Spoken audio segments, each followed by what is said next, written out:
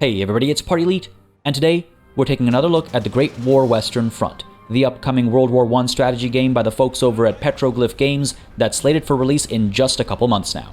The devs were kind enough to invite me to a digital event earlier this week that allowed me to play and assess the game's single-player campaign, as well as a new historical battle. So, with a big thanks to them, and with timestamps down below to jump around as you please, let's dive in. The war fought in inches. If there is anything that comes immediately to mind when talking about World War I, apart from it being the war to end all wars, for me it's the idea of the war fought in inches. Trench warfare brought troop movements to a halt, with front lines often barely moving, and for the rare step forward, there'd be a step back. The Great War Western Front does a great job representing this stagnation, and it does so without feeling like a drag, and so I want to focus on exactly how it achieves that in this first segment of the video. It's really quite impressive. The campaign map is divided into hexes stretching across the Western Front, spanning from Paris to Kreuznach, representing the French and German HQs respectively, and one of the objectives for either side, the latter of which I can barely pronounce even remotely correctly. My apologies. Either way, if playing as the Allies, your goal will be to either reduce the German national will to zero or to reach their headquarters, while playing as the Germans will have you looking to reduce Allied national will to zero or to reach Paris. To be clear, you can play as either side of the war here, and you will have slightly different mechanics to take into consideration, and of course, different units on hand and different starting circumstances. We'll touch more on that in the next section, but for now, I just want to focus on what makes literally each hex important and how it contributes to this war fought in inches vibe. Each hex represents a region, and each region has a few different moving parts. Most relevant to this conversation is the number of stars assigned to the region. Each region has a different maximum number of stars, and only when a region is ground down to 0 stars can it be taken over by the aggressor. But in order to do that, you need to fight a battle at said hex and win with a major victory. You can't just skate by. You can't just barely win. You have to completely and totally destroy the enemy positions on the battlefield with a great victory. And then you have to do it again and again until the number of stars goes down to 0.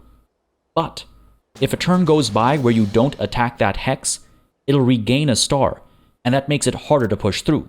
So at times, you'll need to dive into a battle knowing that you'll lose or face a stalemate just so the hex isn't able to regain its star.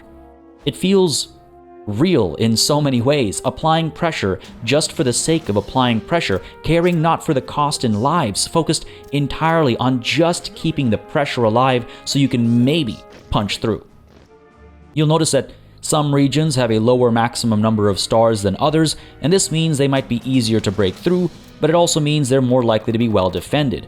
Meanwhile, hexes with more stars at any given time might be willing to take a loss or two as troops get sent to thwart an attack that would actually move the front and have the hex change hands. Beyond stars though, there are additional elements to consider for each hex.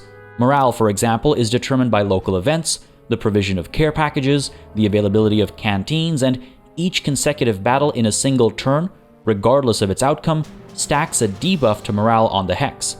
Each consecutive battle then is slightly easier to win, but only in that same turn. This encourages you to soften the enemy up, even with the battles that are likely to end in stalemates and losses, just to come in with a killing blow using a larger, more formidable force. In order to make such calculated maneuvers though, you'll need to engage with the intel mechanic that lets you see exactly what troops the enemy has in a hex. Or you might want to sabotage or otherwise destroy the buildings in an enemy hex to make it easier to overpower them. None of these actions come for free, of course, or even with a guarantee of success, so each decision has to be carefully calculated. On your own side of the front, building structures will help bolster your troops' morale, their ability to recover, their ability to fight on the battlefield, and their force projection. All things we'll discuss in a bit, but be warned, the enemy will try and sabotage your investments too. These structures, though, are on a per hex basis, and so, as I was saying earlier, every hex matters. Progress takes time, and a concerted effort to boot. This approach doesn't just apply on the campaign map, though. The battlefield also takes advantage of the reality of the war. Each line between hexes represents a specific battlefield, and given the nature of the star system, you'll fight on the same battlefield multiple times. And even though it's geographically the same battlefield, it will continually evolve over time. The terrain will remain scarred from previous battles, pockmarked by artillery fire, cratered by underground explosions, with buildings turned to rubble.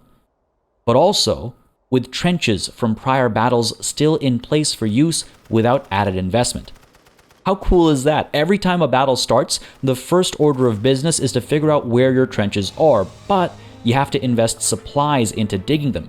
But with every subsequent battle, you'll have prior trenches available to you based on how you placed them previously, allowing to either save your supplies or to further extend your network from what you'd previously laid out. The persistence blows my mind, and I think it's a great way to keep a seemingly stagnant war from feeling stagnant from a gameplay perspective. But we'll discuss the battlefield in more depth in just a moment, because first, I want to focus on the campaign gameplay. Again, despite the seemingly stagnant nature of the war, there's a lot going on at any given time. Units can all move great distances per turn, since each turn represents a whole month, and these units can include infantry, tanks, artillery, and air units alike. While air support can be purchased using your ever-increasing gold reserves, units themselves only show up as reinforcements based on decisions you make, side objectives you complete, and technology you research, arriving at predetermined hexes depending on the nation they're affiliated with. French troops in Paris, Commonwealth troops to the north, German troops by their headquarters, etc., etc. While Allied troops need to deal with a disunity of command debuff when mixing units from different nations into one stack, German troops don't suffer from that kind of friction. That's one key differentiator between them, and one extra consideration when playing as the Allies. Each unit also has unique traits based on their nationality. Americans, for example, gain extra morale when operating near tanks.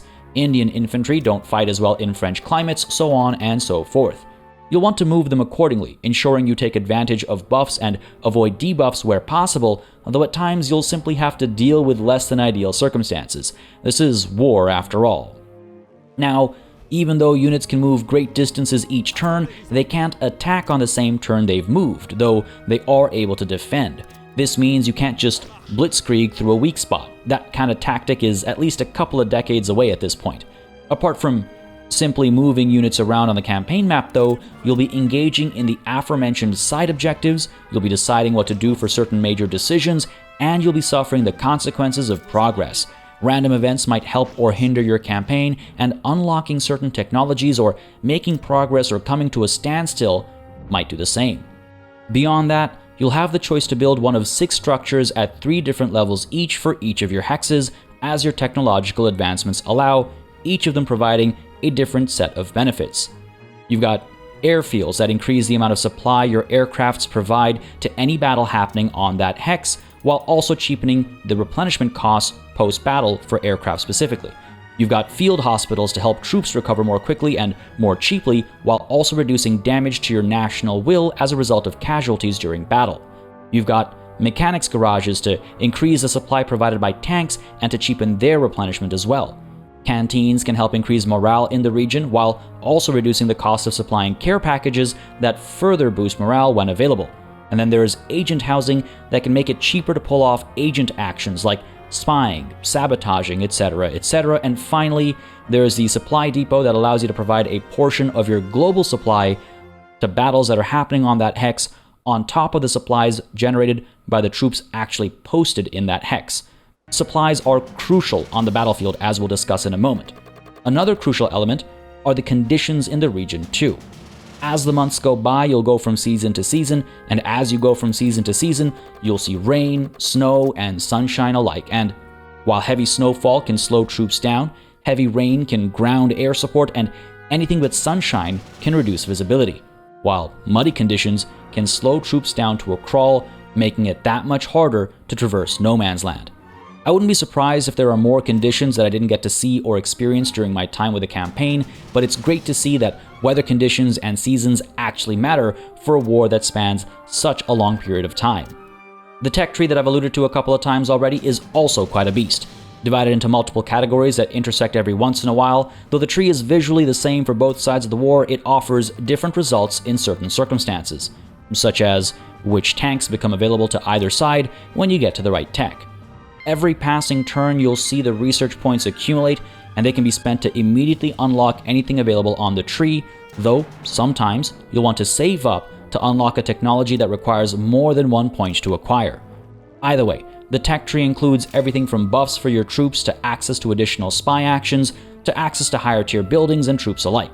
You'll also unlock new kinds of ammunition like mustard gas and flamethrowers, and you'll unlock new kinds of trenches and tools, as well as improvements to your supply chain, your replenishment costs, and much more besides. What's great is that the tech tree is designed specifically so that you cannot unlock everything in a single playthrough before the war comes to an end, and whoever with the higher national will wins. This means each playthrough can be at least a little different, with different numbers at play and at times different units entirely. You might be fighting on the same front in the same war each time you play, but that doesn't mean it has to play out the same every time. But enough about the campaign map. Let's discuss persistent real-time battles. As I said previously, the battlefields in the Great War Western Front are persistent. They might start pristine and untouched, but over multiple battles, the buildings will crumble, the terrain will get devastated, and the trenches will tell tales. If you're familiar with the Total War games, some of the battlefield mechanics will seem somewhat familiar in many ways. The troops that you stacked on the hex from where an attack is being launched, or the hex that's currently defending, will directly reflect what troops you'll have access to, both how many and of which type. You can only ever deploy troops up to a maximum capacity based on a multitude of factors, but you are always able to withdraw damaged troops to replace them with those that are rearing to go at full strength. Units that are completely wiped will not replenish on the campaign map, so it's in your best interest to cycle troops in and out and actually take advantage of the large number of units that are actually available to you. A single token on the campaign map represents anywhere from 40 to 100 actual units for use in battle. A lot of people died in this war, and the game is hell-bent on representing that brutality as best as possible. Before battle begins, though, you'll be able to place trenches, machine gun emplacements, and artillery pieces, while also planning initial bombardments and other clever maneuvers that can cause massive amounts of damage to the enemy before the fighting actually starts in the trenches. Unfortunately for you, those initial bombardments have to be performed somewhat blindly, as the fog of war will prevent you from knowing exactly where the enemy is until you place your scouting balloons. Balloons that can only go up once the fighting starts, and balloons that are always at risk of being shot down or otherwise destroyed, removing your access to active intel. Every decision made here costs supplies, but so too do many of the decisions you'll be making mid-battle, and supplies, well, they're in limited supply. Your campaign map actions determine what will be available to you. The number of units on the hex makes a difference to your available supply, as do the structures built on the hex as described previously, and this supply will quickly dwindle since it's used to call in reinforcements, to call in air support, and to call in artillery strikes. Supply represents ammunition, it represents fuel, it represents everything, and the moment you run out, you'll no longer be able to bring in said reinforcements, said air support, or said artillery strikes. But I'm getting ahead of myself. Before battle begins, you'll place trenches of various kinds. With more research, you'll have access to better quality trenches. Some allow for more troops to be stationed within them, some provide better protection for troops that are standing within, and some make the inhabitants completely impossible to hurt unless enemy troops are in there with them. Apart from placing firing trenches and bunker trenches, you'll want to place smaller trenches meant solely for traveling between the bigger ones. Any time spent outside a trench is time spent under threat of death, so you'll want to minimize that as best as possible. Your machine gun emplacements will also have upgraded variants unlocked through research, making them more efficient at gunning down the people charging through no man's land, while also staying safer from incoming artillery fire, air support, and grenades. Similarly unlocked through research are off-map artillery pieces that can bombard enemy positions for multiple days ahead of the battle in the hopes of causing damage ahead of time. Once the fighting starts, it's a game of push and pull. The balance of power across the top shifts as units are brought to the battlefield and later withdrawn or otherwise eliminated. Either side can offer a surrender at any point in time, conceding a major victory to the other side, and either side can also offer a ceasefire, ending the fight under the current balance of power, offering only what that entails in terms of the level of victory and defeat. Or, both sides can fight until time runs out, signifying the setting of the sun, when fighting would stop. In this case, the current balance of power determines the outcome. To obtain a major victory, one side needs to push and capture the command points of the other side, including their headquarters. This will involve a lot of time spent outside of the trenches, and as I mentioned earlier, that's leaving the attacking troops open to gunfire and death.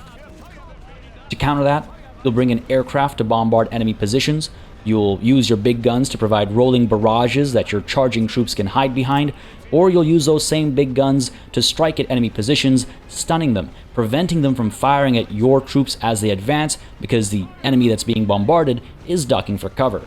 With the right technology in place, you'll eventually be able to use mustard gas to draw enemy troops out of their trenches, leaving them vulnerable to other kinds of attack. Your timings, ranges, and firing positions need to be impeccable though, as friendly fire is very much a thing. Syncing your attacks, planning what tools to use when, and doing all that while keeping an eye on your supply counter is a thrilling experience, and even advancing a handful of meters can cost hundreds of soldiers at times, so you really need to think about the value of a hard-fought victory.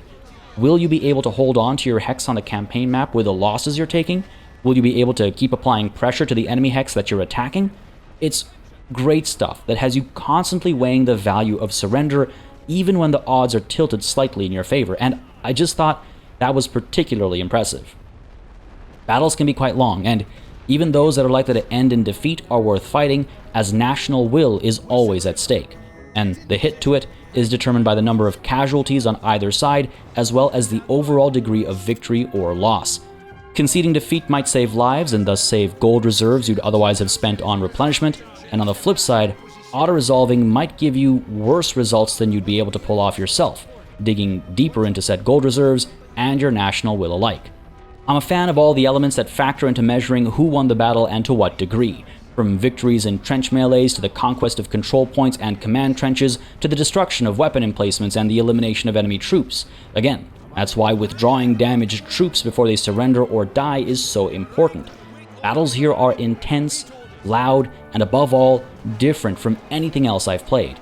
You'll want to protect your scouting balloons, as without them you can barely see what your troops are walking into. You'll want to keep an eye on which unit in a trench is on the fire step and actually shooting at incoming enemy units, versus which one is off the step, there to primarily help defend in melee, or to provide additional numbers when charging out.